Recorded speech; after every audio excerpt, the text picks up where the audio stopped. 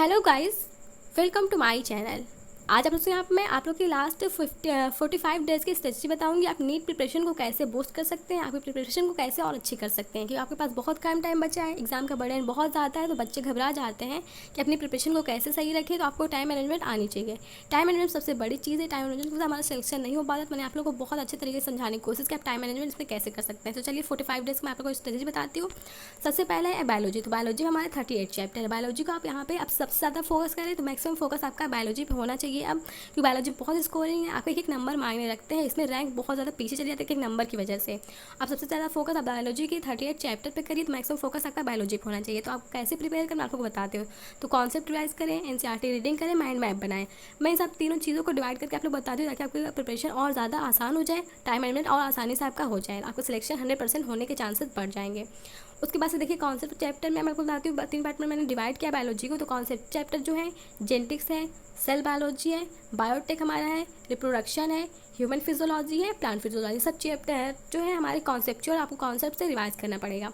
उसके बाद से एनसीईआरटी रीडिंग चैप्टर करनी है। तो एनसीईआरटी रीडिंग वाले चैप्टर हमारे इवोल्यूशन है, इकोलॉजी है, बायोमॉलिक्यूल्स है, एनिमल टिश्यू और कॉकरोच, ये सब चीज़ें हमें एनसीईआरटी रीडिंग करके लाइन टू लाइन पढ़नी पड़ेंगी। माइंड मैप वाला चैप्टर लिविंग वर्ल्ड है, एनिमल किंगडम है, प्लांट किंगडम है, मॉर्फोलॉजी है, एनाटॉमी है, ह्यूमन हेल्थ एंड डिजीज़ है, and study in microbes in human welfare. ये सब चीज़ें माइंड मैप ऐसे हम एक बार करेंगे तो हमें एनसीईआरटी से लाइन टू लाइन यहाँ पे क्वेश्चन मिल जाते हैं। तो आपको बहुत ही आसानी हो जाती है। मैंने 3 पार्ट में डिवाइड किया है ताकि आपको प्रिपरेशन करने में बहुत ही आसानी हो जाए। अपने स्ट्रेटजी अगर फॉलो करेंगे तो बहुत ही आसानी से आप यहाँ पे अच्छे से स्कोर कर सकते हैं। उसके बाद से मैं आपको बताती हूँ आप थ्योरी को 1 घंटा पढ़ें। उसके बाद से शॉर्ट नोट आपके पास 100% होना ही चाहिए। अगर आपने पूरे साल शॉर्ट नोट नहीं बनाया, अभी भी आप टाइम है, बना लीजिए। आपके लास्ट 15 डेज़ में बहुत आसान हो जाएगा। आप शॉर्ट नोट से रिवाइज करिएगा, कोचिंग के मॉड्यूल से रिवाइज करिए, फिर क्वेश्चन प्रैक्टिस करिए। तो थ्योरी पढ़ने के बाद आप जो चैप्टर की थ्योरी पढ़ते हैं उसी चैप्टर उसी टॉपिक आधे घंटे आप जरूर से प्रैक्टिस करिए। तो चैप्टर के जितने क्वेश्चन हैं उसको सॉल्व करिए। उसके बाद से PYQs आप करिए, एनसीईआरटी फिंगरप्रिंट से क्वेश्चन सॉल्व करिए। तो ये आप चीज़ें करिए, आपकी प्रिपरेशन बहुत अच्छी हो जाएगी। अभी भी टाइम है, आप अपना होप नहीं खोइए। आपके पास कॉन्फिडेंस होना चाहिए अपने ऊपर। कॉन्फिडेंस बहुत बड़ी चीज़ होती है। कॉन्फिडेंस अगर आपको होगा तो आप 100% यहाँ पे अपना स्कोर कर पाएंगे।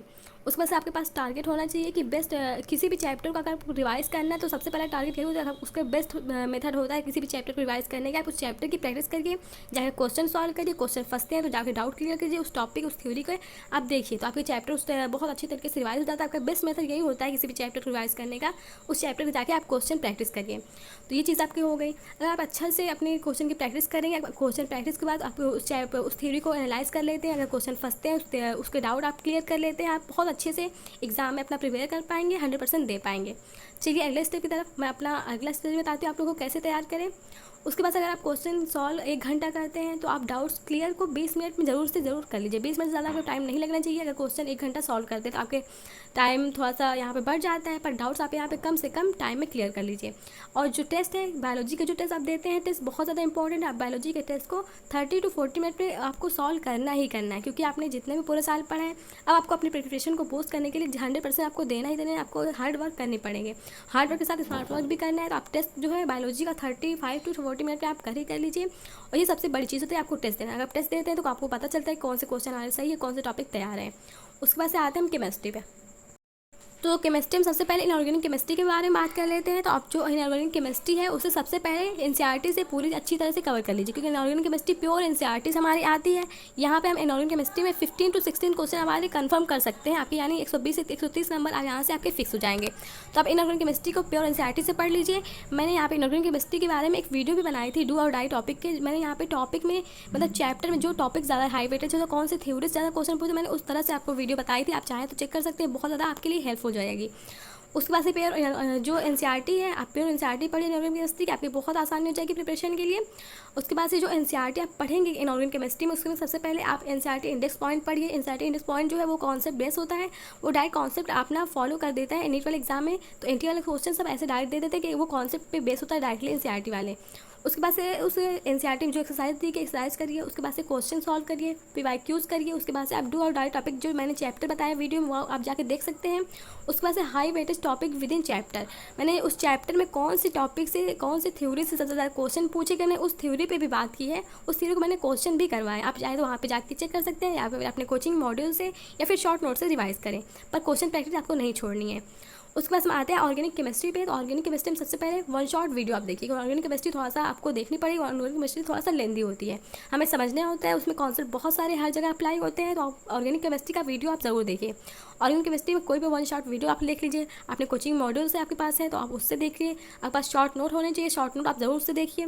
उसके बाद ऑर्गेनिक केमिस्ट्री अगर आप रिएक्शन जो है एनसीईआरटी के मैकेनिज्म के थ्रू कर लेते हैं, जीओसी जो हमारी है, हाइड्रोकार्बन है, रिएक्शन मैकेनिज्म है, नेमिंग रिएक्शन, अगर आप इतना कर ले तो आपकी ऑर्गेनिक केमिस्ट्री पार हो जाएगी। तो ऑर्गेनिक केमिस्ट्री में ये सारे चैप्टर आप अच्छे से कवर कर लीजिए।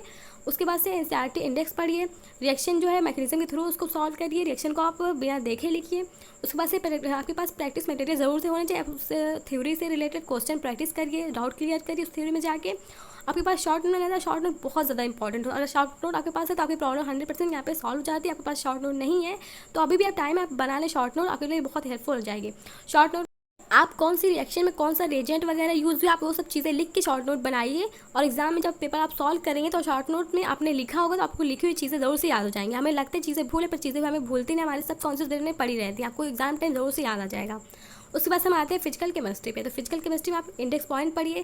फिजिकल केमिस्ट्री में जो एनसीईआरटी का इंडेक्स पॉइंट होता है उससे क्वेश्चन बहुत ज़्यादा आता है, जो उस पर फॉर्मूला दिया गया था। फॉर्मूला शीट आप बनाइए, फॉर्मूला शीट से क्वेश्चन आप वहाँ पे फॉर्मूला रखिए, क्वेश्चन को सॉल्व करिए बिना देखे। आप यहाँ पे आप एग्जाम टाइम बहुत कम, तो बिना देखे आप सॉल्व करना स्टार्ट करिए।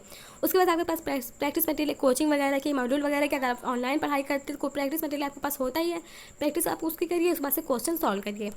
अब आते हैं अगले स्टेप की तरफ। तो हम यहाँ पे फिजिक्स में बताती हूँ मैं, जो हाई वेटेज टॉपिक है चैप्टर में, मतलब कौन से चैप्टर में कौन सी थ्योरी से ज़्यादा क्वेश्चन पूछा गया है। तो आप वहाँ पे जाके जो 33 ईयर के क्वेश्चन सॉल्व होते हैं उस अनसॉल्व पेपर से आप जाके क्वेश्चन सॉल्व करिए और देखिए कौन से चैप्टर से कौन से थ्योरी से क्वेश्चन सबसे ज़्यादा पूछे गए हैं, तो उससे जाकर आप क्वेश्चन सॉल्व करिए।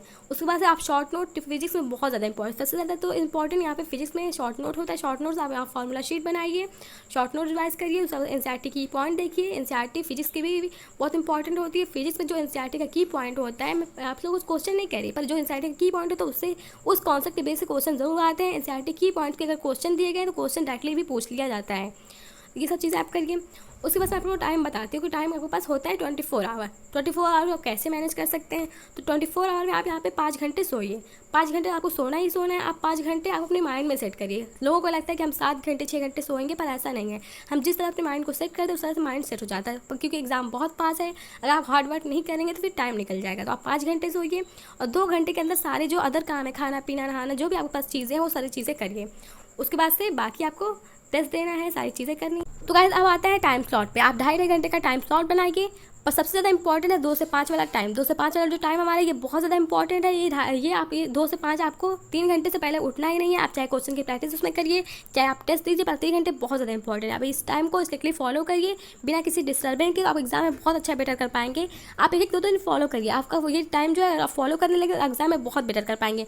आपकी गलती होने के चांसेस वहाँ पे कम हो जाएंगे, आपको एग्जाम में घबराहट नहीं होगी, प्रॉब्लम सारी सॉल्व हो जाएगी। तो इस टाइम को जरूर स्ट्रिक्टली फॉलो करिए। 2 से 5 वाला टाइम आपके लिए बहुत ज़्यादा गोल्डन है। तो गाइस ये थी हमारी 45 डेज नीट की स्ट्रेटजी। इस टाइम को आप फॉलो करिए। किसी एक स्टूडेंट को भी अगर काम आ जाते तो हमारे लिए बहुत अच्छी बात होगी। और अपने ऊपर कॉन्फिडेंस रखिए। कॉन्फिडेंस सबसे बड़ी चीज़ होती है। अगर अपने ऊपर कॉन्फिडेंस है तो वहाँ पर जाके अच्छा कर पाएंगे। अगर आपका सिलेबस 60 से 70% भी कंप्लीट है तो वहाँ पर जाकर अच्छा स्कोर कर सकते हैं।